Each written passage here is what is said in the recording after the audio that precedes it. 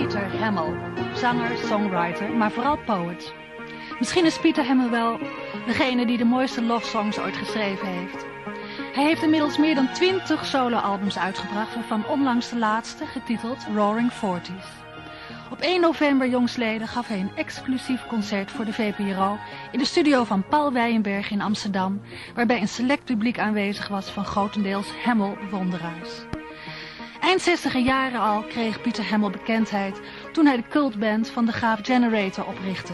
Een groep die de geschiedenis inging als experimenteel, progressief en avant-gardistisch, maar vooral zeer eigenzinnig. Nooit heeft hij muzikale concessies willen doen of trends willen volgen. Waar het hem om te doen was, zoals hij zelf zegt, is to make some kind of real music.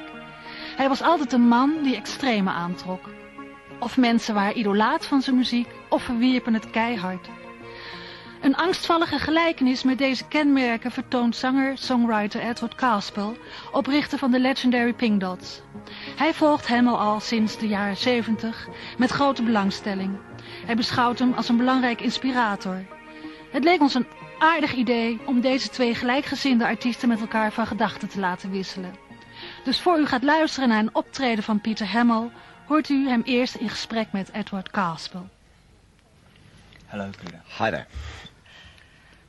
Peter, I was saying a bit earlier, I've been listening to you for many, many years, and what drew me to your music originally was just its individual nature. It related to nothing else around it.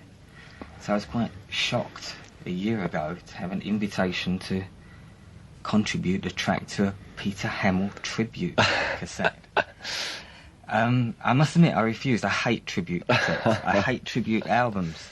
But I was wondering how you felt about cover versions of such an individual kind of music.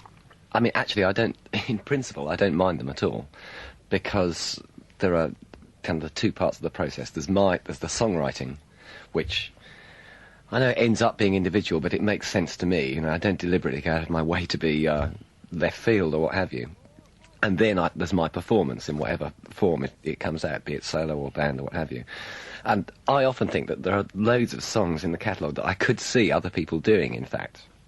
But I think there is a difference between tribute versions and cover versions, because cover versions should really mess around with the song and come out with something completely different. Have you heard any of the different versions? I haven't heard this latest thing. The only cover versions I've heard were Mark Arman did two. He did Vision and Just Good Friends. Vision was much more successful because it was seriously walked around, whereas Just Good Friends was kind of followed the arrangement a bit too much. But yeah, you know, the personal nature of your music. Has there ever been a time when you've listened back after some years to songs that you've made, which refer to people you know, and has it ever embarrassed you? No, not really embarrassed.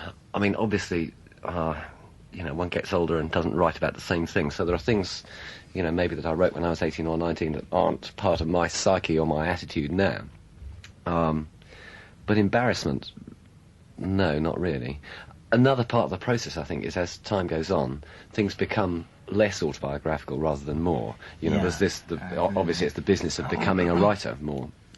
Everyone, when they starts, writes about their known universe, which fundamentally is themselves. You know, they are the most important thing on the planet, and dee-da-dee-da. Hopefully still sounding personal, you know. It's, to put a first-person singular in a song, it's got to be convincing, what have you, but it's not necessarily a direct part of the life by now.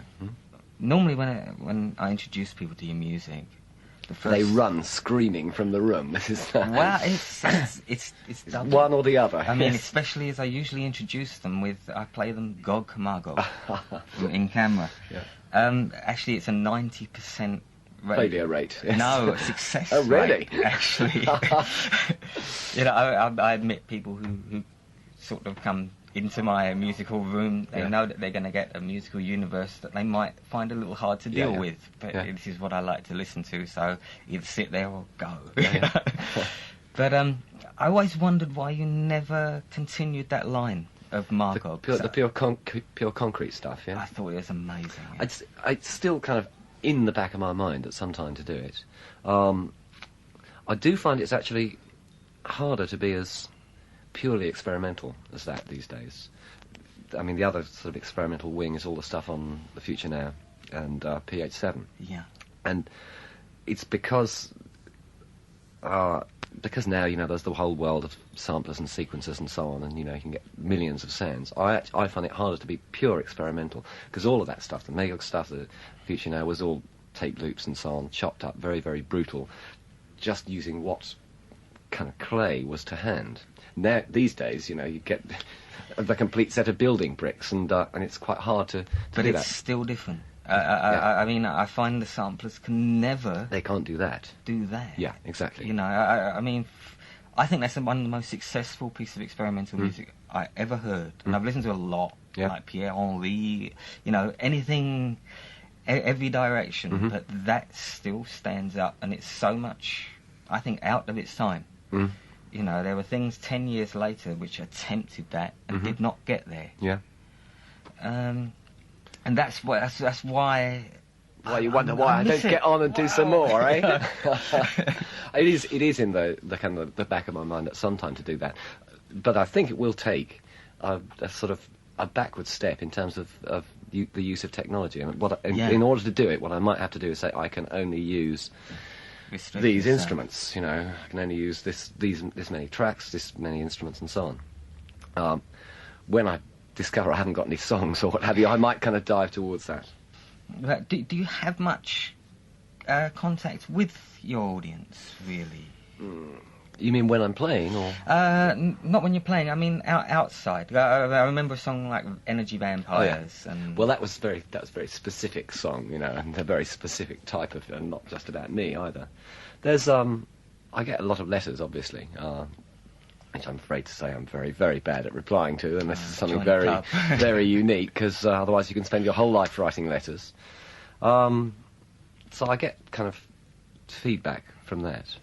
Usually there are things that people hate as well as like. I think that's the interesting aspect of my audience, that if you take anybody, for some people, Gog and Magog is, would be absolutely, that's the really horrible end. Really? Oh, yeah.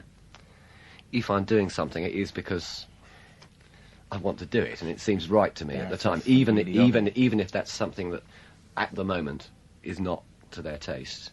And then the hope is that I'm not going to repeat myself or get stuck in any particular rut, and therefore that the next thing maybe will be more towards them.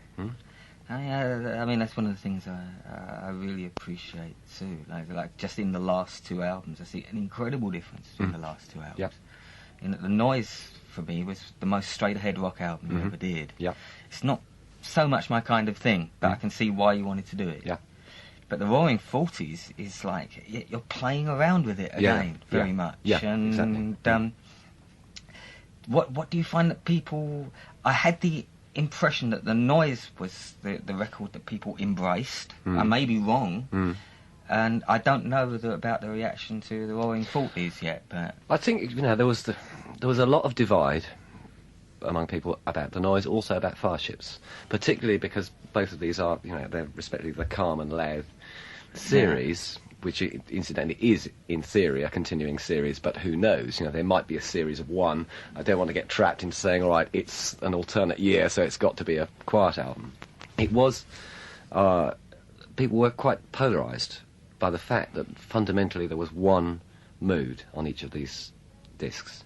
For a lot of people, The Noise was too straight ahead, too square, too buff-baff, too many guitars, and not enough slipperiness.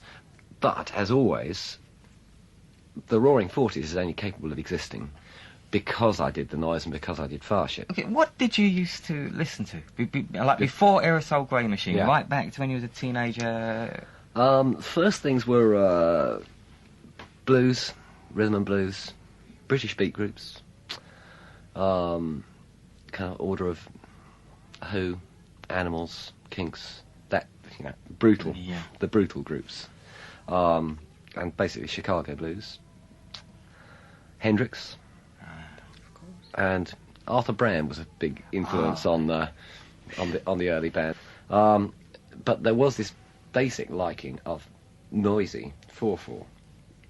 So that when we started up playing the funny time signatures and what have you, we also had we had the real wish to make a kind of 4/4 noise, even though it was complicated stuff. Well, it was never awkward. It was never clever. In a way, 'cause I thought there were a lot of bands at that time that they were trying to impress you with their technique, and it assumed a very pretentious nature. But Van der Graaf, no. Because all the emotions were intact, and it was noisy. And it was noisy. Yeah, I like a good noise. Thank you, Peter. Well, I wish you well with this. Thanks very much. Very small. And I wish you well as well. Well, I invite you to the piano. To the piano now. En uw speciale aandacht voor Peter Hammill.